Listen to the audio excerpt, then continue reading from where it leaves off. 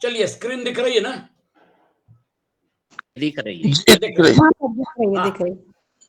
अभी ये जो है ये मतलब ज्ञान योग है इस अध्याय में, और कर्मयोग के साथ ज्ञान योग जुड़ा हुआ है। तीसरा अध्याय जो है उसमें कर्मयोग की व्याख्या की है, और वहां पर उन्होंने भगवान कृष्ण ने बोला है कि कर्म करो, कर्म से आपको कोई रोक नहीं रहा है, लेकिन कर्म जो है वो आसक्ति रहित अगर कर्म करेंगे तो वो अकर्म में कन्वर्ट हो जाएगा। तस्मात् असक्तः सततम कार्यम कर्म समाचर, असक्तो ही आचरण कर्म परम आपनोति पुरुषः। मतलब प्योर कर्मयोग जो है वो प्योर कर्मयोग के साथ अगर आप आगे बढ़ते हैं तो भी आप परमात्मा को प्राप्त कर सकते हैं। लेकिन हमारे पास जो बुद्धि है, हमारा बुद्धि तर्क वितर्क करती है, बुद्धि जो है वो तर्क वितर्क करती है, बुद्धि उस चीज को समझने की कोशिश करती है। इसलिए अभी जो हमारा संवाद हो रहा है, सत्संग हो रहा है, यहाँ पे आपकी मन और बुद्धि ये प्रमुख प्लेयर्स हैं, ये जोड़ रहे हैं।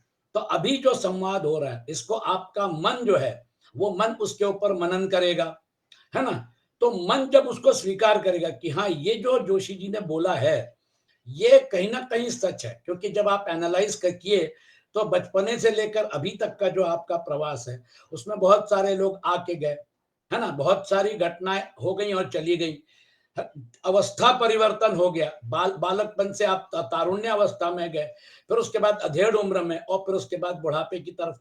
तो हम देखते हैं अवस्था परिवर्तन, व्यक्तियों का आना जाना, इसका मतलब एक आधार है, एक बेस है जिसके ऊपर ये खेल चल रहा था। मेरे जीवन में अलग अलग व्यक्ति आए होंगे, अलग अलग घटना घटी होंगी, आपके जीवन में अलग अलग व्यक्ति आए होंगे, अलग अलग घटना घटी होंगी। लेकिन एक बात स्पष्ट है, मेरा बेस जो है और आपका बेस भले ही अलग हो लेकिन प्रोसेस एक ही है। हम लोग जो हैं जन्म से लेकर मृत्यु तक वो जो प्रवास है उसमें बहुत सारी घटना घट जाती हैं, और शरीर सापेक्ष हम भी उसमें जुड़े रहते हैं। जब हम स्कूल में जाते थे तो हमारे मित्र स्कूल के रहते थे, हम स्कूल की पढ़ाई करते थे। जब हम कॉलेज में गए तो फिर उसके बाद कॉलेज के साथ जोड़ते चले गए। आगे जब शादी हुई तो फिर व्यवहार के साथ ससुराल वाले हैं बाकी लोग। तो आप देखिए एक आप प्रवास कर रहे हैं, ये जो प्रवास है इसमें बहुत सारी घटनाएं घट गई। ये सारी घटनाओं में आपने कर्म किया, आप व्यवहार में थे इसलिए आपने कर्म किया। वो जो कर्म है वो कर्म अगर फलाशक्ति के साथ अगर नहीं किया, आपने कर्म किया लेकिन वो रोल प्ले का हिस्सा था। रोल प्ले जो है वो पिक्चर के साथ जाने वाला। दिक्कत कहाँ होती है, हम रोल के साथ इतना जुड़ जाते हैं कि हमको लगता है कि नहीं ये रोल जो है ये रोल ही सही है। यही अर्जुन को हुआ था, और इसलिए रोल जो है वो रोल के लिए आपको देखिए प्रकृति ने कितना सुंदर शरीर दिया है, आपके पास मन है, आपके पास बुद्धि है। जो उसके पास था उसमें से सबसे बढ़िया चीजें चुन चुन के उन्होंने हमको दी है। बड़े भाग मानुष तन पावा, बुद्धि की ताकत दी है, मन की ताकत दी है, इतना जबरदस्त इक्विपमेंट हमको दिया है, और हमको एक सुंदर शरीर दिया है जिस शरीर के साथ हम कर्म कर सकते हैं। लेकिन ये सब उसका था ना, उसके प्रोग्रामिंग के तहत ये सब हुआ। ये सब अगर उसका था और जब समय आ जाता है कि भैया अब ये शरीर छोड़ना है और शरीर के साथ ऑटोमेटिकली ये सारी चीजें छूटनी है, तो फिर आखिरी क्षण के लिए क्यों रोके? हम पहले ही जागरूक हो जाएं कि ये शरीर कर्म करने के लिए दिया है, और कर्म ज्यायो ही अकर्मणा, कर्म न करने से कर्म करना श्रेष्ठ है। तो कर्म करिए ना, उसके सिवा आपकी जीवन की यात्रा कैसे चलेगी? पैसा अगर नहीं कमाएंगे तो बच्चों का पालन पोषण कैसे करेंगे? आपकी उपजीविका कैसे चलेगी? बट वहीं पर उसके आगे मत जाइए। ये सब जो है ये रोल प्ले का हिस्सा है।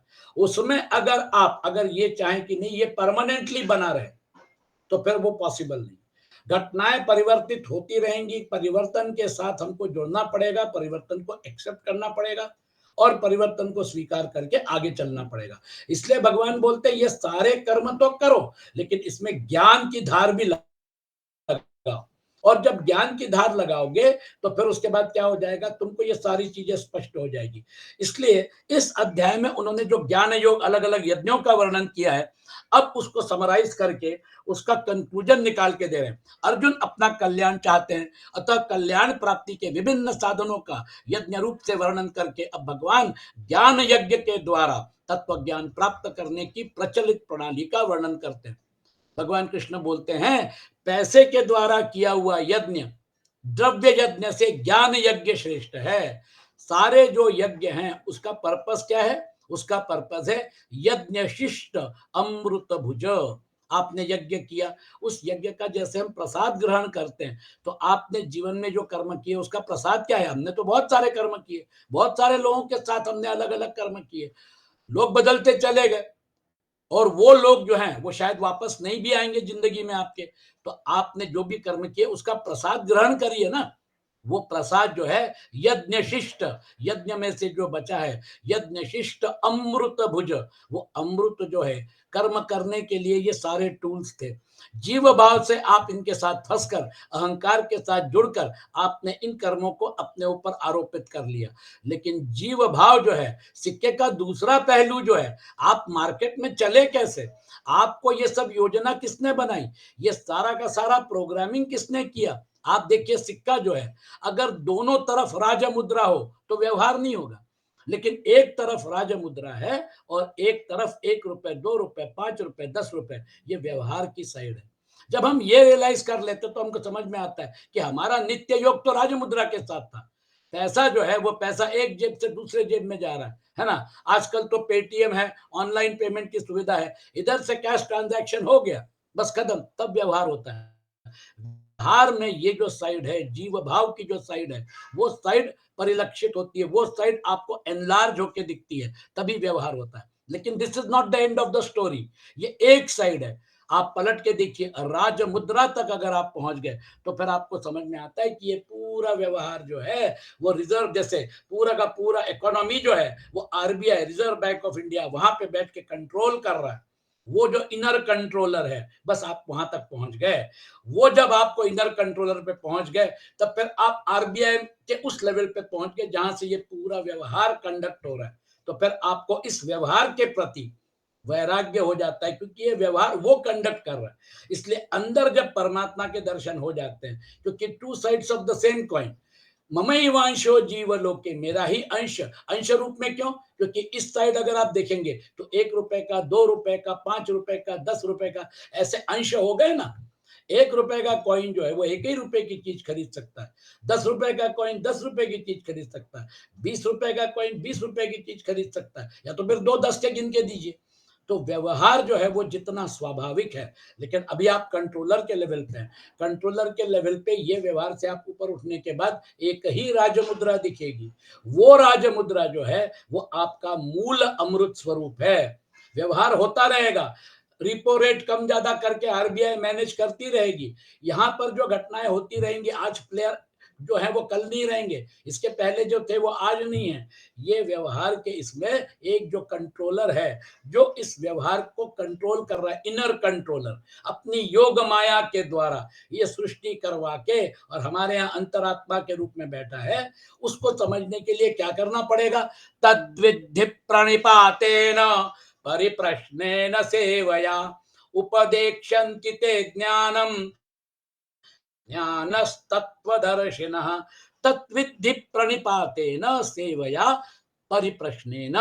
उस तत्व ज्ञान को तत्वदर्शी ज्ञानी महापुरुषों के पास जाकर समझो, उनको साष्टांग दंडवत प्रणाम करने से, सेवया उनकी सेवा करने से, और सरलता पूर्वक प्रश्न करने से, परिप्रश्नेन। आपकी नम्रता है कि नहीं? आप अहंकार और घमंड से अगर होंगे तो वो आपको भगा देगा।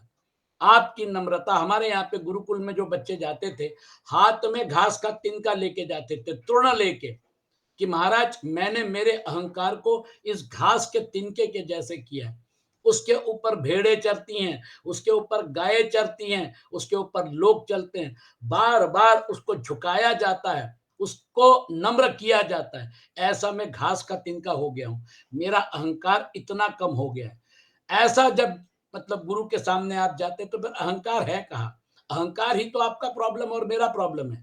ते तत्वदर्शिनः ज्ञानिनः ज्ञानम उपदेक्षन्ति, वे तत्वदर्शी अनुभवी ज्ञानी महात्मा महापुरुष तुझे उस तत्व ज्ञान का उपदेश कर देंगे। देखिए कितना सुंदर है। मतलब आप वहां पे जाके नम्रता के साथ जब आप उनकी सेवा करेंगे, और फिर उसके बाद वो सेवा जो है, सेवा मतलब सेवा भाव के साथ, हनुमान जी आखिर तक अपने को भगवान राम के सेवक बोलते थे। लंका से लंका विजय करके आए, लंका जला दिए, फिर भी सेवक। रामायण मतलब जो युद्ध है राम रावण का, उसमें बहुत बड़ा रोल प्ले किया। संजीवनी बूटी लेके लक्ष्मण को, है ना, जला दिया। वो जो है सबका काम किया। लेकिन आखिर तक भगवान राम के साथ जुड़े रहे, अहंकार नहीं आया। और इसलिए आज हम भगवान राम तक पहुंचने के लिए किसका सहारा लेते हैं? अरे भजन राम को पावई, जन्म जन्म के दुख बिसरावई। इससे बड़ा और क्या पोस्ट हो सकती है, और क्या सर्टिफिकेट हो सकता है कि आज हम उनका सहारा लेकर, है ना, भगवान राम को प्राप्त करना चाहते हैं। तुलसीदास जी को हनुमान जी के दर्शन हो गए थे। हमारे यहाँ संत रामदास जो थे शिवाजी के गुरु, उनको हनुमान जी के दर्शन हुए। हनुमान जी के दर्शन हो गए मतलब अभी आपका आगे का रास्ता खुल गया। वो आपको भगवान राम तक आसानी से ले जा सकते हैं। देखिए आज भी चिरंजीवी हैं, आज भी लोगों को दर्शन देते हैं। इसलिए हनुमान जी के जो भक्त हैं, हनुमान जी के भक्त बहुत हैं, करोड़ों हैं। हनुमान जी के जो भक्त है, अगर उनकी अगर सही श्रद्धा हो तो हनुमान जी अगर प्रसन्न हो गए, दर्शन हो गए, तो फिर आगे का मार्ग खुल गया। हमारे पास तो साक्षात तुलसीदास जी का एग्जाम्पल है, जिन्होंने राम को मिला दिया, है ना। तो उसके बाद फिर जो रामचरित्र मानस की रचना हुई, एक अपने आप में मास्टरपीस तैयार हो गया। इसलिए नम्रता के साथ जब हम उनके पास जाते हैं, जो उनके साथ जुड़ते हैं, तो फिर हमें वो जो है उसका फायदा वो मिलता है। अब ये जो है परिप्रश्नेन, है ना, केवल परमात्मा को जानने के लिए जिज्ञासु भाव से सरलता और विनम्रता पूर्वक गुरु से प्रश्न करें। अपनी विद्वत्ता दिखाने के लिए अथवा उनकी परीक्षा करने के लिए प्रश्न ना करें। तो आपने और हमने थोड़ा मनन किया, हमको समझ में आया कि हाँ, अंदर कोई ना कोई तो है जो नियंता है, लेकिन हम उसको जानते नहीं, हम उसके ऊपर विश्वास करते हैं और वो विश्वास के साथ जीवन जीते हैं। अब हमको ये कोशिश करनी है कि हम उसको कैसे जानेंगे, हम वहां तक कैसे पहुंचेंगे। इसलिए हम गुरु को ढूंढते ढूंढते और ज्ञानिनस तत्वदर्शिना ऐसे व्यक्ति के पास जाते हैं। अपनी विद्वत्ता दिखाने के लिए अथवा उनकी परीक्षा करने के लिए प्रश्न न करें। ज्ञानिनस तत्वदर्शिना, तत्वदर्शिना पद का तात्पर्य है कि उस महापुरुष को परमात्म तत्व का अनुभव हो गया हो। ज्ञानिनः पद का तात्पर्य है यह है कि उन्हें वेदों तथा शास्त्रों का अच्छी तरह ज्ञान हो। ऐसे तत्वदर्शी और ज्ञानी महापुरुष के पास जाकर ही ज्ञान प्राप्त करना चाहिए। अब यहाँ ऐसी व्यक्ति कौन है जिसने ज्ञान प्राप्त कर लिया है, जो अभी मतलब क्या कहना चाहिए वहां तक पहुंच गया। विवेकानंद जी ढूंढते ढूंढते ढूंढते ढूंढते रामकृष्ण परमहंस के बाद गए, तब जाके, है ना, उनको रामकृष्ण परमहंस ऐसा जैसा परम गुरु मिलने के बाद, फिर उसके बाद रामकृष्ण परमहंस ने उनकी कुंडली जागृत करके और उनके जीवन को कहां से कहां एक नास्तिक को परम आस्तिक बना दिया। ये कैपेसिटी जो है, ऐसी जिसकी कैपेसिटी है, क्योंकि वो इन सारे तत्वों को पहचानते थे, जानते थे, और अगर जरूरत पड़ी वो बोले ये जो देवी तुमको दिख रही है मंदिर में, ये देवी के साथ मैं बात करता हूं, मैं इसके साथ संवाद कर सकता हूं। तुमको सिर्फ एक पत्थर की मूर्ति दिख रही है, लेकिन वो मेरी देवी जो है वो साक्षात हो जाती है जब मैं उसका आह्वान करता हूँ। अब आप देखिए, जब उनकी भाव समाधि लग जाती थी, वो तो पुजारी थे, है ना, आरती करते करते जब भाव समाधि लग जाती थी, तो मालूम नहीं कितने घंटे के बाद भाव समाधि खुलेगी, नाचते रहते थे। वो भाव समाधि में चले गए। लोग बोलते थे भैया हम तो फुर्सत हो जाते हैं, है ना, ये तो इनको नाचने दो, क्योंकि उनकी भाव समाधि कब जब खुलेगी तब खुलेगी। लेकिन उस भाव समाधि में उन्होंने परमात्मा के साथ जो उनका जो साक्षात्कार था, उस साक्षात्कार को वो एंजॉय करते थे। इसलिए क्या है, योग साधना करके कठिन है, लेकिन भक्ति की भावना जो है, जैसे ही आप उस लेवल पे चले जाते हैं, अपने आप समाधि लग जाती है। उसको भाव समाधि कहते हैं। सहज भाव से परमात्मा के साथ वो लोग जुड़ जाते हैं, और फिर जब उनकी समाधि खुल जाती है, तो फिर बड़े प्रसन्न, है ना, बड़े प्रसन्न चित्त से, क्योंकि वहां पे परम आनंद है ना।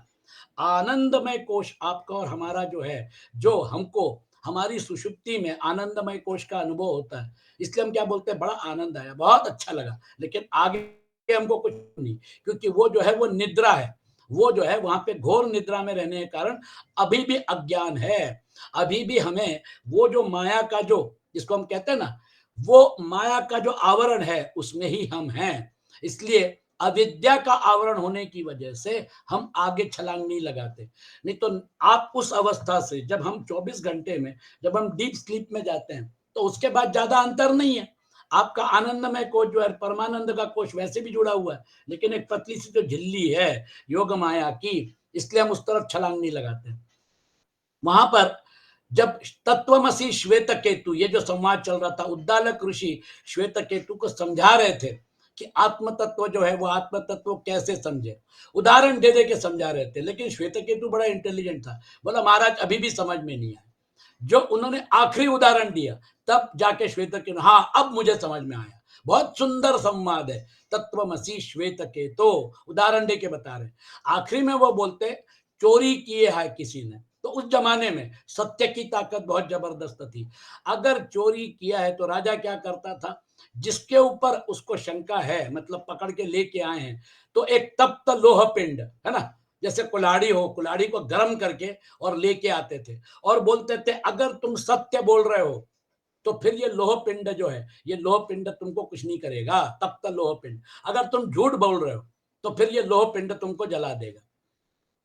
तो जो सच बोल रहा है वो कन्विक्शन के साथ उस लोह पिंड को, मतलब क्या कहना चाहिए, हाथ लगाता था और उसको कुछ नहीं होता था। और जो झूठ बोल रहा है, नहीं महाराज मैंने नहीं किया, वो डर जाता था, क्योंकि उसको मालूम था कि अगर सत्य की ताकत नहीं है तो उसको उसका हाथ जल जाएगा। इसलिए वो सही कबूल करता, हाँ महाराज मैंने किया हुआ। तो वो जो उदाहरण है उससे श्वेत केतु कन्विंस हो गया, हाँ महाराज अब मुझे समझ में आ गया। और हम जो हैं वो अहंकार की वजह से सीमित हो गए। अहंकार का जैसे ही हमने दायरा छोड़ दिया, तीन शरीरों का दायरा छोड़ दिया, अ उ म में से बाहर निकल गए, तो फिर वहां अहंकार का भी सहारा नहीं है, बेसहारा है आप। आपको ऐसा लग रहा है कि अब मेरा कोई नहीं है, जबकि वहीं से आपका आगे का प्रवाह शुरू हुआ, क्योंकि वहां से आप परमात्मा के साथ जुड़ गए। जीवात्मा और परमात्मा जब एक हो जाते हैं, इसलिए परमात्मा को जानने के लिए परमात्मा बनना पड़ेगा। ब्रह्मविद ब्रह्मैव भवति, वो सर्वात्मा है ना, सर्वभूत भूतात्मा है, वहां पे अलग अस्तित्व है कहाँ, फिर व्यवहार है कहाँ, कौन पति कौन पत्नी कौन पुत्र कौन माता पिता, ये व्यवहार का डायमेंशन खत्म हो जाएगा। इसलिए अविद्या जो है वो उस तरफ जाने से हमको रोकती है ना। वो जो सत्य चित्त आनंद, वो जो डायमेंशन है, वहां पे आपने रिस्क ले ली कि भैया मुझे पूरा विश्वास है कि वही सही है, तो फिर उसके बाद आपका काम बन गया। उसके बाद फिर आप वहां एक बार छलांग लगा लिए, तो फिर यद गत्वा न निवर्तन्ते तद्धाम परमम मम, आपको छलांग भर लगानी है, वहां पर परमात्मा आपको गोद में लेने के लिए बैठे हुए हैं। ऐसे तत्वदर्शी ज्ञानी महापुरुष के पास जाकर ही ज्ञान प्राप्त करना चाहिए। वो ज्ञानी जो है वो ऑलरेडी उस तरफ छलांग लगा चुका है, लेकिन जब तक उसका शरीर है तब तक वो विदेह मुक्ति नहीं लिया, इसलिए वो आपको शरीर रूप में दिख रहे हैं, लेकिन उन्होंने छलांग लगा ली। अंतःकरण की शुद्धि के अनुसार ज्ञान के अधिकारी तीन प्रकार के होते हैं, उत्तम मध्यम और कनिष्ठ। उत्तम अधिकारी को श्रवण मात्र से तत्व ज्ञान हो जाता है, मध्यम अधिकारी को श्रवण मनन और निधिध्यासन। मनन जो है मन उसके ऊपर खेलता है, मन एक्सेप्ट करता है, फिर उसके बाद बुद्धि उसके ऊपर विचार करती है, तर्क करती है, और फिर बुद्धि उसको एक्सेप्ट कर लेती है। आपका काम बन गया। जब मन और बुद्धि ने उसको स्वीकार कर लिया, आखिर झगड़ा यही है ना, हम बच्चों को बोलते हैं ऐसा करो, बच्चे मानते नहीं, हम क्या बोलते हैं ठीक है जब तुम हमारे जैसे हो जाओगे है ना तब तुमको समझ में आएगा जो बोल रहे। तो ये जो है निधिध्यासन, जब बुद्धि एक्सेप्ट करती है तो काम बन जाता है। तो मन बुद्धि जब सब एक्सेप्ट कर लेते हैं तो फिर अपने आप हमारा उस तरफ जाना तय होता है। तो इसलिए श्रवण करिए, मनन करिए, निधिध्यासन करिए। आत्मा वा अरे द्रष्टव्य श्रोतव्यो मंतव्यो निधिध्यासितव्यो मैत्रेयी, अपनी पत्नी को बोल रहे हैं याज्ञवल्क्य, मैत्रेयी को बोल रहे हैं।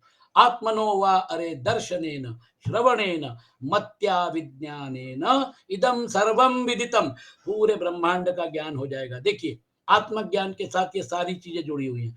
तो फिर उसके बाद वो जो है करने से तत्व ज्ञान होता है। कनिष्ठ अधिकारी तत्व को समझने के लिए भिन्न भिन्न प्रकार की शंकाएं किया करता है ना। तो आपको ये जो ग्रेजुएशन है धीरे धीरे ऊपर चलना है। उपदेक्षन्ति ते ज्ञानम, महापुरुष को दंडवत प्रणाम करने से, उनकी सेवा करने से और उनसे सरलता पूर्वक प्रश्न करने से वे तुझे तत्व ज्ञान का उपदेश देंगे। वो जो है ज्ञानम पद यहाँ तत्व ज्ञान अथवा स्वरूप बोध का वाचक है। वास्तव में ज्ञान स्वरूप का नहीं होता, प्रत्युत संसार का होता है। संसार का ज्ञान होते ही संसार से संबंध विच्छेद हो जाता है और स्वतः सिद्ध स्वरूप का अनुभव हो जाता है। वहां जो है आपने ज्ञान का सहारा लेकर आपने इन सबको समझ लिया, छोड़ दिया, और उसके बाद फिर जो रहा, क्योंकि ये चित्त के द्वारा क्रिएटेड ये पूरा का पूरा है। आपकी 3 अवस्थाएं, जागृत, स्वप्न, सुषुप्ति। जागृत का जो अनुभव, जागृत अवस्था का जो अनुभव ले रहा है, स्वप्नावस्था का जो अनुभव ले रहा है, और सुषुप्ति का जो अनुभव ले रहा है, वो एक ही है। जागृत में वो अनुभव लेने के लिए क्या कर रहा है? शरीर है ना, इंद्रियां, मन, बुद्धि सब लगे हुए हैं। जागृत अवस्था जिसमें अभी हम बैठे हुए हैं, है ना, ये जागृत अवस्था है। हम सो जाते हैं, हमको स्वप्न पड़ता हुआ है। एक स्वप्न में इंद्रियां लीन हो जाती है, लेकिन मन एक्टिव है। मन एक सृष्टि तैयार करता है जो झूठी है, वो वास्तविक नहीं है, लेकिन जब तक हम उस स्वप्न में हैं तब तक वो सही लगती है। उसी प्रकार से ये आपको शरीर देकर एक स्वप्न जगत में आपको खिलाया जा रहा है और आप उसको सही मान रहे हैं। लेकिन जब जन्म के पहले और मृत्यु के बाद ये जो अभी का जो हम देख रहे हैं, ये रहेगा नहीं रहेगा, ये सारा धन रहेगा नहीं रहेगा, बैंक बैलेंस रहेगा नहीं रहेगा, कुछ भी नहीं रहेगा। तो फिर शरीर सापेक्ष अगर है और इसको अगर टाइम फ्रेम में बांध दिया है, तो फिर अल्टीमेट एनालिसिस पे आप और हम शरीर में रहते हुए एक ऐसे जगत में खेल रहे हैं जो परिवर्तनशील है।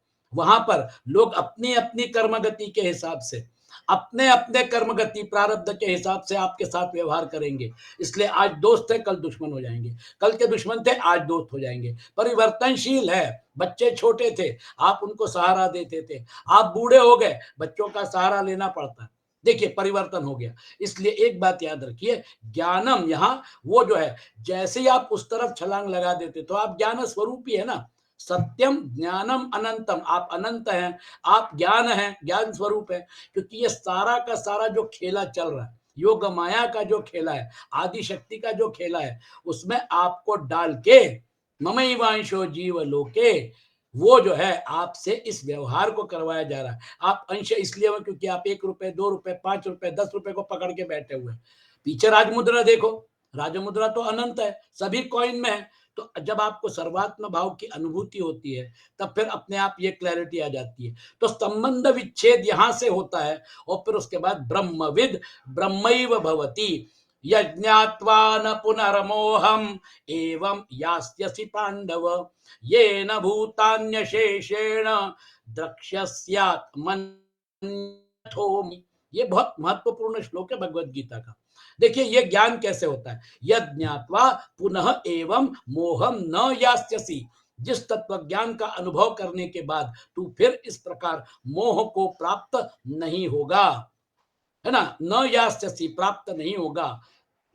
पांडव ये न भूतानि अशेषेण आत्मनि अथो मयि द्रक्ष्यसि। बहुत इंपॉर्टेंट है। देखिए पहले क्या होगा, ये न भूतानि अशेषेण, जिस तत्व ज्ञान से तू संपूर्ण प्राणियों को निशेष भाव से पहले अपने में और अथो मयि द्रक्ष्यसि, उसके बाद मुझ सच्चिदानंद घन परमात्मा में देखेगा।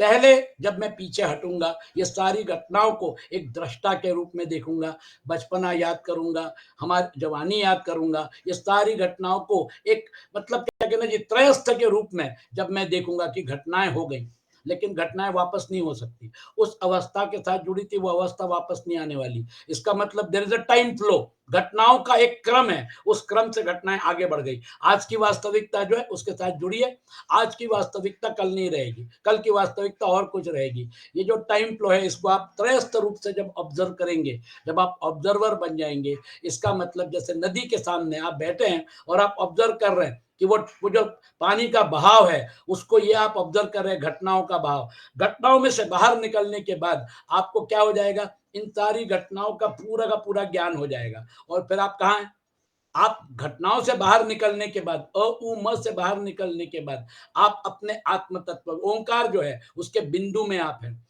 वो बिंदु नहीं है, वो अनंत है। वो बिंदु जो है वो सर्वात्म जो है, सर्वात्म भाव की सीढ़ी है। आप वहां पे बैठिए त्रयस्थ रूप से, इन सारे घटनाओं के आप विटनेस हो, इन सारी घटनाओं के साथ आपका रोल प्ले हुआ, लेकिन आप वापस आ जाते हो तो फिर आपको वो जो कॉइन की दूसरी साइड है जो आपसे आपको दिख नहीं रही थी, वो जो सर्वात्म भाव है वो फिर आपके सामने स्पष्ट होना शुरू होता है। लेकिन वो जो भाव है, वो भाव स्पष्ट होना शुरू होता है, मतलब यहाँ पे मन, बुद्धि, अहंकार कुछ भी नहीं है। छठे अध्याय में, आप छठे अध्याय तक जाएंगे तो भगवान कृष्ण बोलते हैं, बहुत सुंदर श्लोक है, देखिए उसके साथ ये भी जुड़ा हुआ है। वो बोलते हैं यत्र च एव, है ना, वो जो है जब चित्त उपराम हो जाता है, चित्त जो है, यत्र उपरमते चित्तम निरुद्धम योग सेवया, चित्त मतलब मन बुद्धि अहंकार, यत्र यत्र च उपरमते चित्तम निरुद्धम योग सेवया, आपने योग साधना करके चित्त को निरुद्ध कर लिया, उपराम कर लिया। वैसे भी नेचुरल इसमें मन बुद्धि लीन हो सकते हैं, अहंकार है अभी, और प्राण शरीर को मैनेज कर रहा है। फिर उसके बाद तत्र च एव आत्मना आत्मानं पश्यन् आत्मनि तुष्यति, फिर उसके बाद जीवात्मा परमात्मा के दर्शन करता है, आत्मा ही आत्मा के दर्शन करता है, आत्मनि तुष्यति, और फिर उसके बाद वो जो परमानंद है उसमें वो अपने आप को पाकर बड़ा संतुष्ट हो जाता है और फिर वहीं पे रहता है। उसको इन सारी चीजों की जरूरत नहीं है। ये जो झमेला है जागृत स्वप्न सुषुप्ति का, इसके आगे का जो स्टेज है, वो जो तुरीय अवस्था है, उस अवस्था में जाने के बाद फिर उसको परम संतुष्टि तुष्यति, ऐसा है। याद रखिए, ये बहुत महत्वपूर्ण है। हम क्या सोचते हैं मन से प्राप्त करेंगे, नो वे, वो अनंत है ना, मन से प्राप्त नहीं कर सकते, उसी से मन बुद्धि ये सब संचालित हो रहे हैं, उसी को ऊर्जा, वही ऊर्जा प्रदान कर रहा है। परम प्रकाशु भगवान राम को तुलसीदास जी बोलते हैं, ये सारी इंद्रियां उसी के द्वारा संचालित है, उसी की ऊर्जा लेकर काम कर रहे हैं। इसलिए आंख अपने आप को थोड़ी देख सकती है, आंख बाहर की चीजों को देख सकती है।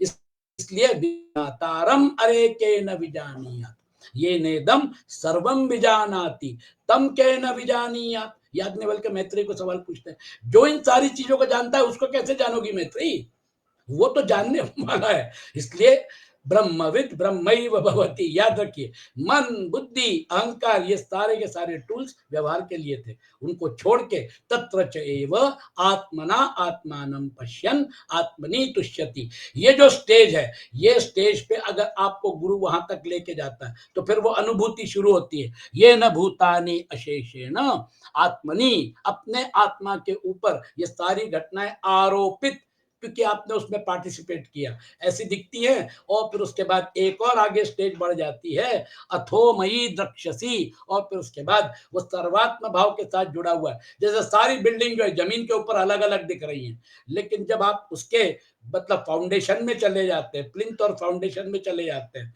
तो फिर उसके बाद सारी बिल्डिंगों के प्लिंथ और फाउंडेशन का आधार एक जमीन है, उस आधार में वो प्लिंथ एंड फाउंडेशन है। अब बिल्डिंग से आपको क्या लेना देना, प्लिंथ एंड फाउंडेशन जो है वो सबका एक ही था, एक ही आधार था।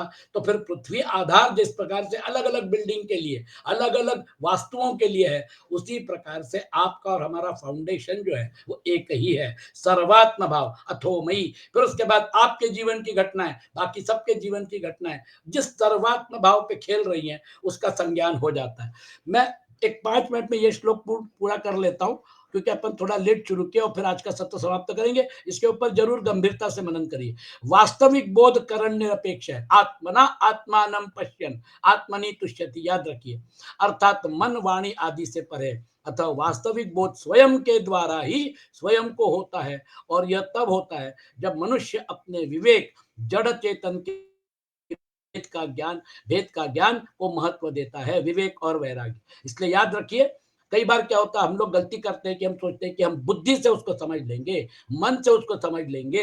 ये जो सत्संग का प्रोसेस है, इसमें आपकी मन और बुद्धि को, है ना, चालना प्रोवाइड की जा रही है कि आप उसके बारे में सोचिए, आप मनन करिए। लेकिन वहां पर जाने के बाद आत्मना आत्मानं पश्यन्, जूता चप्पल सब बाहर मंदिर के, वहां पर आप शुद्ध चित्त भी नहीं है, कुछ भी नहीं है।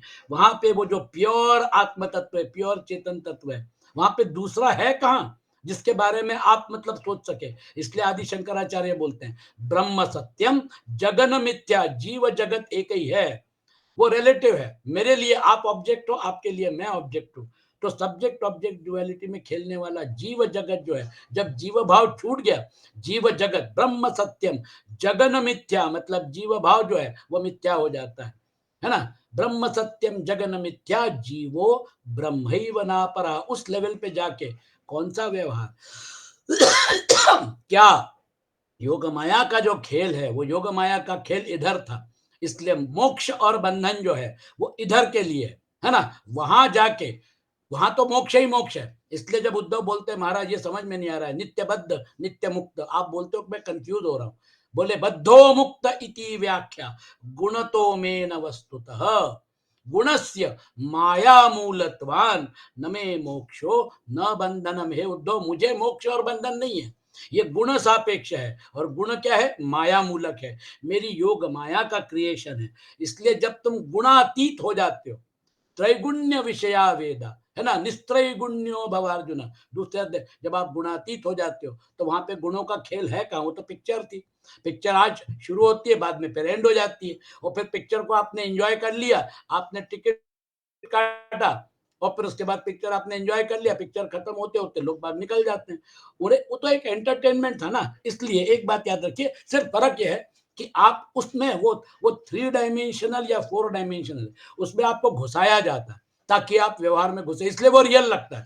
वो ज्यादा रियल इसलिए लगता है, टीवी सीरियल जो है, हम अलग है, टीवी सीरियल अलग है, लेकिन हम उसको एंजॉय करते हैं। यहाँ पे क्या होता है, हमको डिसीजन लेने पड़ते हैं, हमको योजना करनी पड़ती है, हमको जीवन में आगे बढ़ने के लिए, है ना। वो सारा का सारा प्रवाह जो है उसके साथ हमारे मतलब हमको भूख लगती है, हमको सारी की सारी चीजें शरीर के लिए जो आवश्यकता है उसको पूर्ण करना पड़ता है। रोटी कपड़ा मकान, ये ग्राउंड रियलिटीज है। इसलिए जब मैं बोलूंगा, है ना, अरे ये सब माया है, सब झूठ है, तो आप बोलेंगे जोशी जी अगर ये सब माया है, ये सब झूठ है ना, तो फिर ये अगर झूठ होता तो फिर भूख क्यों लगती, खाना क्यों खाते, ये सारा व्यवहार क्यों सही है? इतनी ब्यूटी है उसमें, आपको पूरा घुसा के, आपसे कर्म करवा के, और फिर वो कर्म चिपकेंगे नहीं, बड़ा कठिन है। उस कर्म के प्रति मोह नहीं होगा, उसके फल के प्रति मोह नहीं होगा, ये भी बड़ा डिफिकल्ट है ना। इतना उसमें आप घुस जाते हो कि प्रकृति ने आपको बाध्य कर दिया है कि आप कर्म करेंगे और आप अपनी नियति के हिसाब से करेंगे। देखिए कितना सुंदर प्लानिंग है, क्या प्रोग्रामिंग करके रखा है, मास्टर प्रोग्रामिंग, कि आपको पूरी तरह से फंसाने का इंतजाम कर दिया है। एक सुंदर शरीर देकर आपसे कर्म करवाए जा रहे हैं, लेकिन वो जो कोष है, जो कोष एक 9 महीने में पूरे शरीर की रचना करता है, वो किस प्रोग्रामिंग के तहत उसको पता चलता है कि मुझे ब्रेन का सेल होना है, मुझे आंख होना है, मुझे कान का सेल होना है, कैसे पता चलता? ये प्रोग्रामिंग कहां से हुआ? ये प्रोग्रामिंग जो है वो अगर वो इंटरनलाइज है तो फिर तो और भी कठिन है। बीज वट बीज न्याय के हिसाब से एक बीज जो है उसमें पूरा प्रोग्रामिंग है। उसको आप मतलब क्या कहना चाहिए, जमीन में डालिए, उसको आप सींचिए और फिर पूरा का पूरा वृक्ष तैयार हो जाएगा। उस वृक्ष में अनेक फल लगेंगे और उन अनेक फलों में अनेक बीज होंगे। वट बीज न्याय के हिसाब से प्रकृति एक छोटी सी सीड, एक बीज से पूरे ब्रह्मांड की रचना कर सकती है। ये तो और भी डिफिकल्ट प्रोग्रामिंग है ना। देखिए आप जब सोचना शुरू करते हैं तो फिर हमको पता चलता है प्रकृति कितनी मास्टर प्लानर और कितनी मास्टर प्रोग्रामर। इसलिए एक बात याद रखिए, ये जो है विवेक को महत्व देने से जब अविवेक सर्वथा मिट जाता है, तब वह विवेक ही वास्तविक बोध में परिणत हो जाता है और जड़ता से सर्वथा संबंध विच्छेद करा देता है। वास्तविक बोध होने पर फिर कभी मोह नहीं होता। अर्जुन को मोह हो गया था, इसलिए 18वें अध्याय में बोलते हैं नष्टो मोह, महाराज मेरा मोह नष्ट हो गया। स्मृतिर्लब्धा, अब मुझे पता चला कि मैं कौन हूँ और ये रोल जो है ये क्या है, इसका पर्पस क्या है ना। तत्व ज्ञान होने के बाद ऐसा मोह नहीं रहता। बोध होने पर जब हम संसार से मैं और मेरेपन का संबंध नहीं रहता, है ना, तब पुनः मोह होने का प्रश्न ही नहीं उठता। मैं अरु मोर तोरते माया, यही तुलसीदास जी ने बोला ना, ये न भूतान्य शेषेण द्रक्ष्यसि आत्मनि यथोमहि, है ना। तत्व ज्ञान होते ही ऐसा अनुभव होता है कि मेरी सत्ता सर्वत्र परिपूर्ण है। पहले मेरे मेरे जो, क्योंकि मेरा लाइफ अलग है, इसलिए मेरा जो डायमेंशन है उस डायमेंशन के साथ आपका कंपैरिजन नहीं होगा, कोई बात नहीं। लेकिन मेरे डायमेंशन को जब त्रयस्थ रूप से ऑब्जर्व करता हूं तो फिर उसके बाद मुझे पता चलता है कि आप भी त्रयस्थ रूप से अगर ऑब्जर्व करेंगे तो आप भी उसको देख सकते हैं। और फिर उसके बाद पीछे जो राज मुद्रा है, जब उसके साथ साक्षात्कार होता है तो फिर हम सब सर्वात्म भाव में ही है, एक ही आत्म तत्व खेल रहा है। तो फिर उसके बाद अनंत ब्रह्मांड है, उस सत्ता के अंतर्गत ही अनंत ब्रह्मांड है। जैसे स्वप्न से जगा हुआ मनुष्य स्वप्न की सृष्टि को अपने में ही देखता है, ऐसे ही तत्व ज्ञान होने पर मनुष्य संपूर्ण प्राणियों जगत को अपने में ही देखता है। अपने मतलब आत्म तत्व के ऊपर ये व्यवहार की लहरें खेल रही हैं, है ना। व्यवहार पलटता जाता है, बदलता जाता है।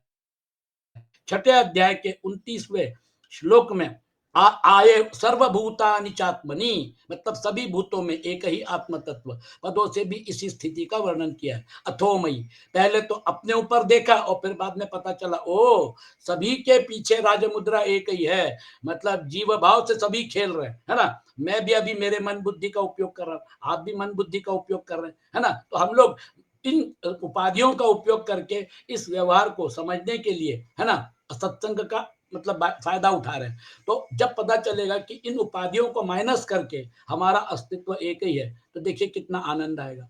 फिर उसके बाद सर्वात्म भाव के बाद आपको जो संतुष्टि है ना, तुष्यति, फिर उसके बाद ये सारी चीजें जो है ना, ये खिलौने लगते हैं। जैसे बच्चा रोता है, खिलौने के लिए मार खाता है, और फिर उसके बाद जब उसको असली मोटरसाइकिल मिल जाती है, जब वो असली घर में रहता है, असली कार में रहता है, तो फिर उन खिलौनों का महत्व खत्म हो जाता है।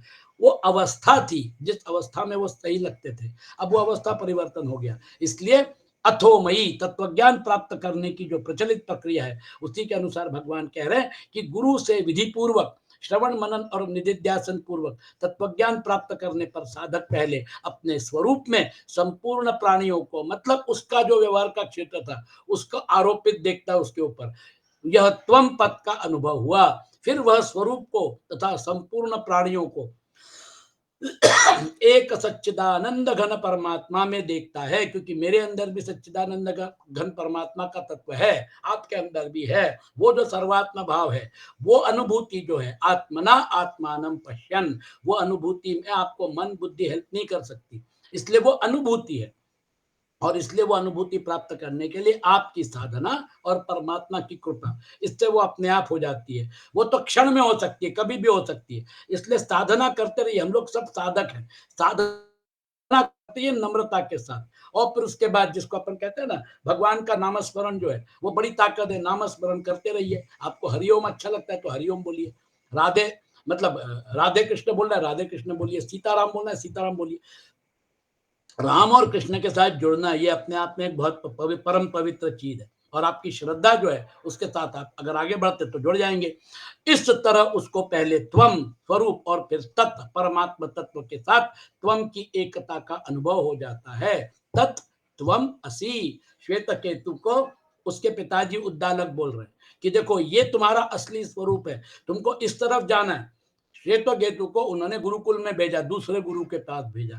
वो गुरु ने उसको विद्या दी, और जो विद्या है वो प्राप्त करने के बाद उसको घमंड हो गया, अहंकार बढ़ गया। जब वो वापस आया तो पिताजी ने देखा श्वेत केतु जो है वो अहंकार में है, मेरे को वेदों का ज्ञान है, मुझे शास्त्रों का ज्ञान है। बोले बेटा एक बात बताओ, तुम्हारे गुरु ने तुमको आत्मा के बारे में बताया कि नहीं, आत्मज्ञान दिया कि नहीं? बोले महाराज नहीं दिया। अगर उनको मालूम होता तो वो मुझे सब दे देते, क्योंकि मैं तो चाहता था कि वहां जाके सब सीख लूं। तो बोले उनको तो मालूम नहीं था, है ना। अब जिसके पास जिसको मालूम है वो तो आप ही जानते हैं, लेकिन मेरा मेरा ये कहना है आप ही मुझे ज्ञान दे दीजिए, है ना। तो फिर उसके बाद उद्दालक ऋषि, देखो हमारे उपनिषद में पति पत्नी को ज्ञान दे रहे हैं, है ना। हमारे यहाँ पुराणों में कपिल मुनि जो है वो उनकी माता जो है देवहूति उसको ज्ञान दे रहे हैं। इसलिए हमारे यहाँ पे पुत्र माता को, पति पत्नी को, पिता पुत्र को, इस प्रकार से ज्ञान जो है वो ज्ञान बांटने का काम होता था। इसलिए तत्वम असी श्वेत केतु, छांदोग्य उपनिषद की घटना है कि एकता का अनुभव हो जाता है, एक ब्रह्म ही ब्रह्म शेष रह जाता है। ऐसी अवस्था में दृष्टा, दृश्य और दर्शन ये तीनों ही नहीं रहते, परंतु लोगों की दृष्टि में उसके अपने कहलाने वाले अंतर करण दिखता है, उसको लेकर ही भगवान कहते हैं कि वह सबको मेरे में देखता है, क्योंकि वो निर्गुण निराकार, सगुण निराकार और सगुण साकार एक ही है। इसलिए भगवान कृष्ण सिंप्लीफाई करने के लिए मैं उसी को दर्शाता हूं, मैं उसी का स्वरूप हूं। स्थूल दृष्टि से समुद्र और लहरों में भिन्नता दिखती है, लहरें समुद्र में ही उठती और लीन होती रहती है, परंतु सूक्ष्म दृष्टि से समुद्र और लहरों की स्वतंत्र सत्ता नहीं है, सत्ता केवल जल तत्व की है। सर्वात्म भाव, सर्वभूतात्म भूतात्मा, अतः समुद्र और लहरों को न देखकर एक जल तत्व को देखना ही यथार्थ दृष्टि है। इसी तरह संसार रूप समुद्र और शरीर रूप लहरों में भिन्नता दिखती है। शरीर संसार में ही उत्पन्न और नष्ट होते रहते हैं, परंतु वास्तव में संसार और शरीर समुदाय की स्वतंत्र सत्ता नहीं है, सत्ता केवल परमात्मा तत्व की ही है। जब बच्चा पैदा होता है है ना? उसके साथ माँ का ममत्व जुड़ा होता है। दादा, दादी, नाना, नानी, है ना? सब लोगों का ममत्व जुड़ा होता है। वो बच्चे को बड़ा करने के लिए आवश्यक है। देखिए स्वाभाविक है, जब वो बच्चा बड़ा हो जाता है ना? वो एक पिंड जो है, जब अपने आप को असर्ट करने लगता है, 14-15 साल के हो गए, फिर आपकी बात नहीं सुनते। पहले सारी चीज़ें सुनते थे और फिर 25 साल के हो गए, तो फिर हो सकता है आपको पलटकर जवाब दे सकते हैं और फिर उसके बाद वो और बड़े होने के बाद फिर आपको उनका निर्णय लेने के लिए उनको छोड़ देना पड़ता है, क्योंकि आपका ज़माना ब हो गया खत्म, अब उनका ज़माना शुरू हो गया। इस प्रकार से जो छोटा-सा बालक था, नन्हा-सा शिशु था, जिसको आपने पाल-पोस के बड़ा किया, वो जब अपने आप को असर्ट करता है, उसका मन, उसकी बुद्धि, उसकी निर्णय क्षमता के हिसाब से जब अपना जीवन शुरू कर देता है और फिर आगे रहता है, तब तक क्या हो जाता है, हम बूढ़े हो जाते हैं, सुनाई नहीं देता, दिखाई नहीं देता, चलने के लिए प्रॉब्लम है, बेड रिडन हो गए तो फिर तो और भी प्रॉब्लम। ऐसी अवस्था में अब पूरा कंट्रोल उसके पास है। अगर ज़रूरत पड़ती है तो आपको हॉस्पिटल लेके जाना, डॉक्टर से बात करना, डॉक्टर बोलेगा ऑपरेशन जो है वो करना पड़ेगा, वहाँ पर लिख के देना हॉस्पिटल को कि भैया जो भी होगा उसके कॉन्सिक्वेंसेस मैं फेस करूँगा। अब वो निर्णय शक्ति उसकी जागृत हो गई है। अभी आप धीरे-धीरे रिटायरमेंट की तरफ जा रहे हो। आप एग्ज़िट की तरफ जा रहे हो। इस प्रकार से तो हम भी तो देखते हैं ना। तो शरीर संसार में ही उत्पन्न और नष्ट होता है, परंतु वास्तव में संसार और शरीर समुदाय की स्वतंत्र सत्ता नहीं है, परिवर्तन होने वाली सत्ता है और वो समय के साथ जुड़ी हुई है। शरीर लिया तो शरीर छोड़ना भी पड़ेगा, है ना? इसलिए सत्ता केवल परमात्मा तत्व की ही है। परमात्मा तत्व में न संसार है न शरीर। ये उसकी योग माया के डायमेंशन में ये पिक्चर चल रही है। लेकिन बेस जो है वो बेस आत्म तत्व का ना सतो विद्यते भावो ना भावो विद्यते सत। सत का अभाव नहीं है और असत की सत्ता नहीं है। लहरों की कोई सत्ता अलग से थोड़ी होती है, सत्ता तो समुद्र की होती है। प्रकृति संबंध होने के कारण संसार भी सीमित है और शरीर भी, परंतु परमात्मा तत्व सीमित नहीं है। अतः संसार और शरीरों को न देखकर परमात्मा तत्व को देखना ही यथार्थ दृष्टि है। ये भाग जो है, इस भाग के ऊपर अच्छे से मनन चिंतन करिए। जगत जीव के अंतर्गत है और जीव परमात्मा के अंतर्गत है। इसलिए साधक पहले जगत को अपने में देखता है, दक्षसी आत्मनि, और फिर अपने को परमात्मा में देखता है, अथोमयी, दक्षसी आत्मनि यथोमयी। मैं में आत्मज्ञान ज्ञान है और अथोमयी में परमात्मा ज्ञान है। ये जो है, ये जब हो जाता है तो फिर उसके बाद वासुदेव सर्वम, या वो जो है हमारे यहाँ सर्वम खलविदम ब्रह्म, इसका ज्ञान हो जाता है। चलिए आज का सत्र यही समाप्त करते हैं। ओम ओम असतो मा सद्गमय, तमसो मा ज्योतिर्गमय, मृत्योर्मा अमृतं गमय। ओम शांति शांति शांति।